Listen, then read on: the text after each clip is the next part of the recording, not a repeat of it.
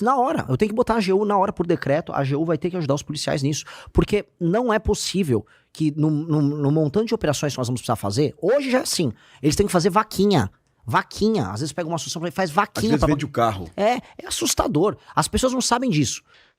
Aqui no Rio, não sei se o senhor conhece esses detalhes, qualquer número, esclarecimento, se o senhor quer à vontade, nós vivemos uma realidade de guerra em que nós não conseguimos comparar com polícias e fomos comparar com forças armadas, em guerras declaradas.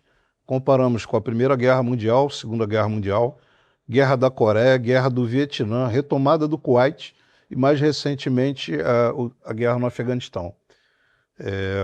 Chegamos a análises, em termos percentuais, de que foi mais arriscado servir aqui no Rio de Janeiro, nos últimos 32 anos, do que em qualquer força armada americana ou a FEB em qualquer dessas guerras. Em termos de percentuais, vou dar alguns, essa documentação que eu entreguei ao senhor mostra isso aí.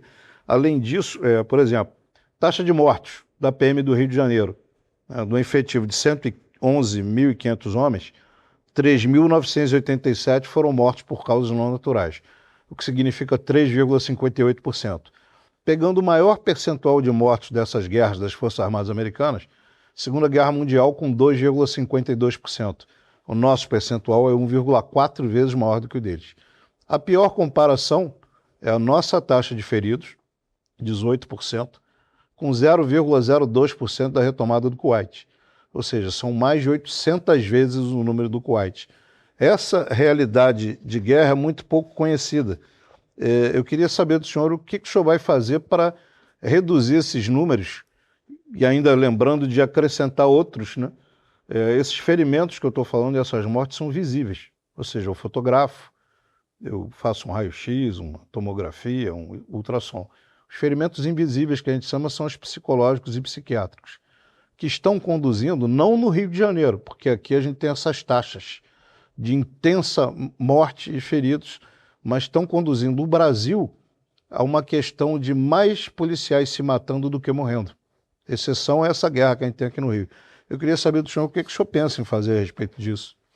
Já que o presidente, além de ser presidente, a gente necessita de ter uma figura inspiradora, que a gente possa olhar para cima, me orgulho desse presidente, quero fazer igual a ele, coisa que a gente não tem aí há muito tempo. Eu vou juntar a tua pergunta com um elemento que eu não respondi da pergunta anterior, que eram dos salários dos policiais que são completamente caóticos ao redor do Brasil. Certo? Você desculpa eu juntar, mas é que é importante. Mas só faço mais uma ressalva aqui. O Brasil é um país onde um juiz ganha de 11 a 13 vezes mais que um policial. Não existe nenhum país no mundo nem parecido com isso. É o maior obstáculo entre um judiciário e um agente de polícia ostensiva ou agente de polícia judiciária.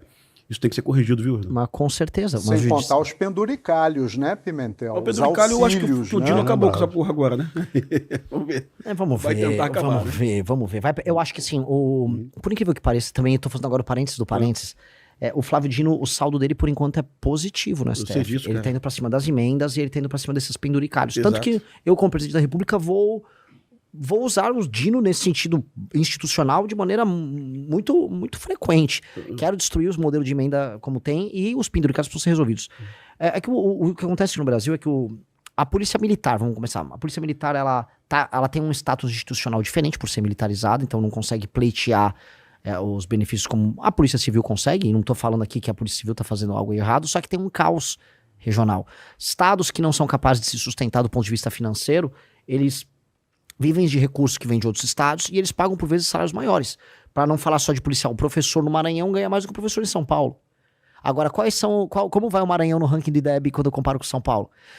Um policial no Maranhão, tenho quase certeza, me corrijam, mas quase certeza que ele ganha mais do que um policial em São Paulo. Bem provável. Um policial civil no Pará ganha mais do que um policial civil em regiões mais desenvolvidas. O policial civil do Amapá é o mais bem pago do Brasil hoje. Eu acho isso, desculpa, um absurdo. Sim. É um absurdo, é um desrespeito. Primeiro, os resultados apresentados nessas regiões, em termos de enfrentamento ao crime, são menores. Índice de mortalidade, etc. são... 2. Esses estados não vivem com recursos que são extraídos da própria população por impostos. Isso vem de outros lugares do Brasil. Isso é apenas lobby institucional de um regime oligárquico que empobrece o Estado e empobrece o Brasil e que humilha a mesma categoria em outros estados. Isso está acontecendo o tempo todo. Vai ter que normatizar isso. Ah, ainda tem um último ponto. O custo de vida em São Paulo, no Rio, é muito maior do que em Macapá. Sim. Então, o policial é muito mais pobre. Em São Paulo, por exemplo, o governo estadual de São Paulo, já há alguns anos, uns 15, 20 anos, adotou a política de ter muitos policiais e fazer aquele coisa de enxameamento, né, com as motos e tal. Então, eles precisam de muitos policiais com salários mais baixos. Então, um policial em São Paulo ganha muito menos. E aí tem muitos elementos, por exemplo, ele ganha menos, então ele vai morar num bairro mais humilde que é controlado pelo crime.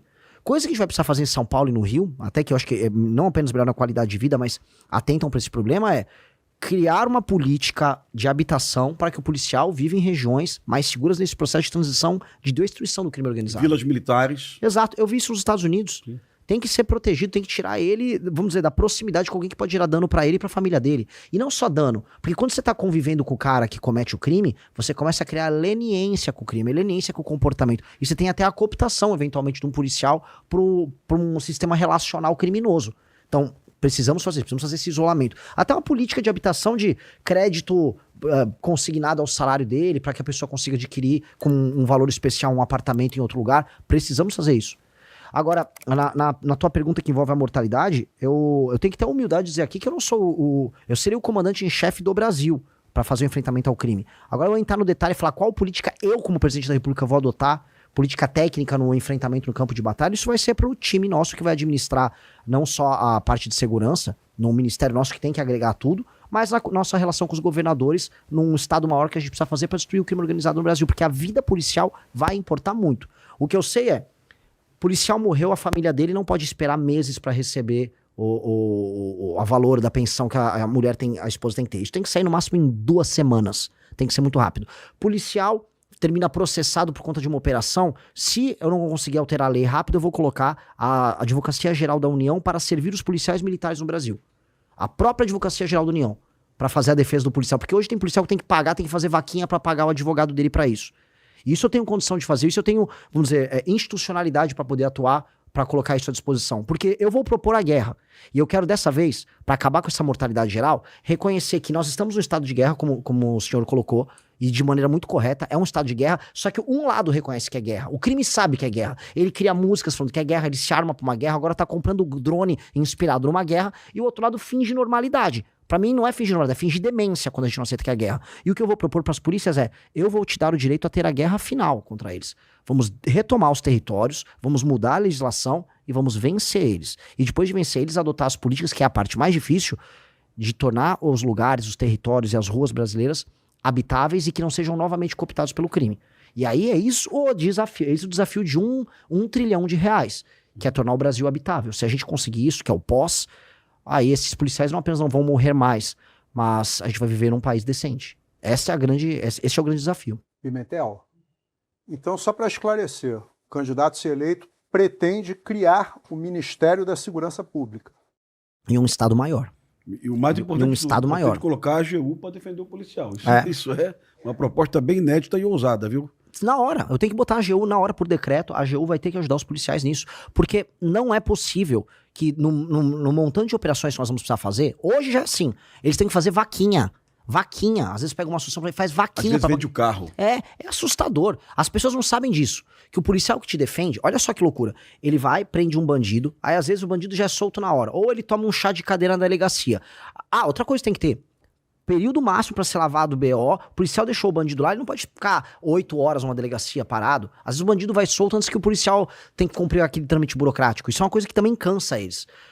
Não pode ver depois o juiz pegar todo o trabalho que ele teve de colocar a vida em risco dele e depois meter lá, não, vou soltar.